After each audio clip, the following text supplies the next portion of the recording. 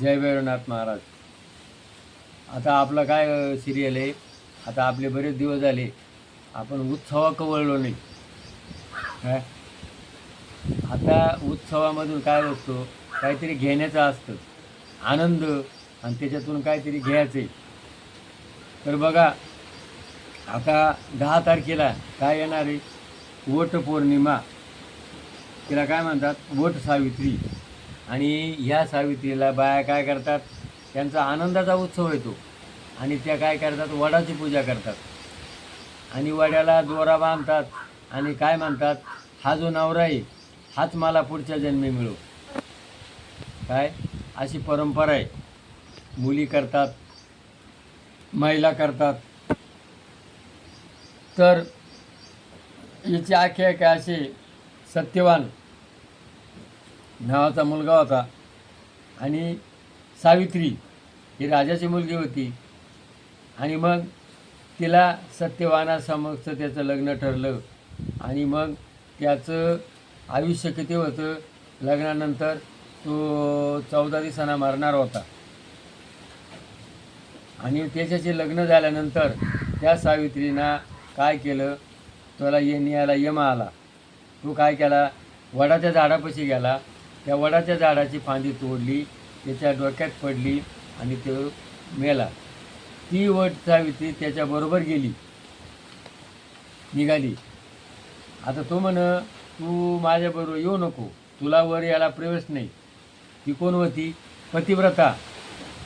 तू का म्हणे पतिव्रता, तिची तिन्ही जगावरी सता. आणि मग ती तुला मी वर देतो म्हण, 3 वर माग, तथाच तू म्हण. तिनं काय वाढला, माझ्या आईवडिलांना डोळे येऊ दे, राज्य येऊ दे, आणि माझं म्हणजे नातू बघू दे, चालेल म्हण. आणि मग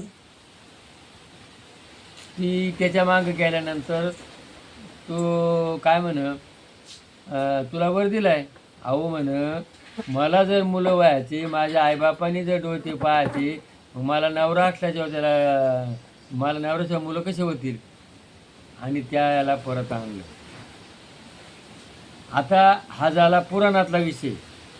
आता अध्यात्म काय म्हणतंय, अध्यात्मामध्ये विज्ञान काय म्हणतंय, वड. बघा, वडाचं झाड जे आहे ना, याच्या आयुष्याला गणतीच नाही. बघा, याच्यामध्ये संगमनेर तालुक्यामध्ये पेमगिरी नावाचं गाव आहे. तिथं 1 एकर जागेमध्ये वडाचं झाड एकच आहे, पण 1 एकर जागेत त्याचा परिसर आहे.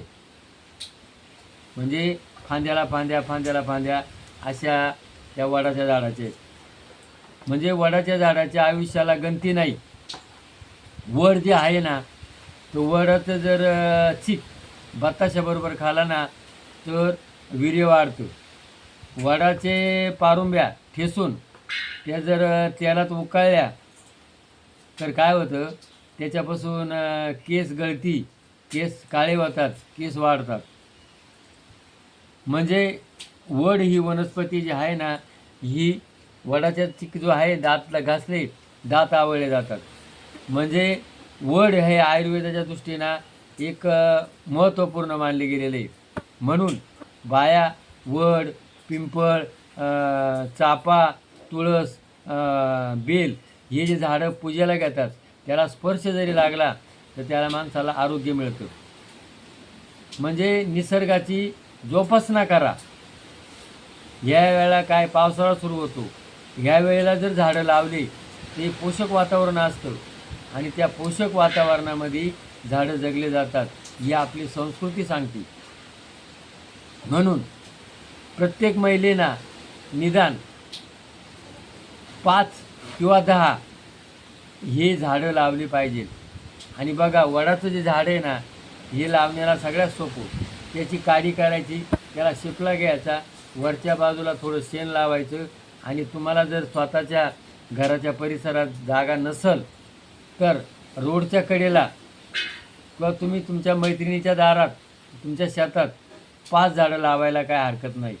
बघा, प्रत्येक वर्षी प्रत्येक बाईना जर 5-5 झाडं जर लावली प्रत्येक, तर बघा आज काय झालं आहे, प्रदूषण काळ झालेला आहे. जेवढा उन्हाळा पडला तेवढाच पावसाळा पडलेला आहे. आणि मग निसर्गाचा समतोल बिघडला. निसर्गाचा समतोल राहण्याकरता झाडं लावणं गरजेचं आहे. म्हणून झाडं लावा, झाडं जगवा, निसर्ग संपोषण करा.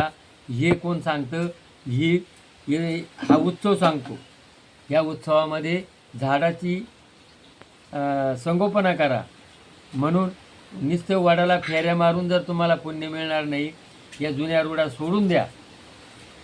वडाच्या झाडाला फेऱ्या मारण्यापेक्षा वडाची फांदी प्रत्येकीनं घेऊन आणि 5-5 किंवा 10-10 जर प्रत्येकीनं लावलं तर त्या व्रताचं खरंच संगोपन होणार आहे.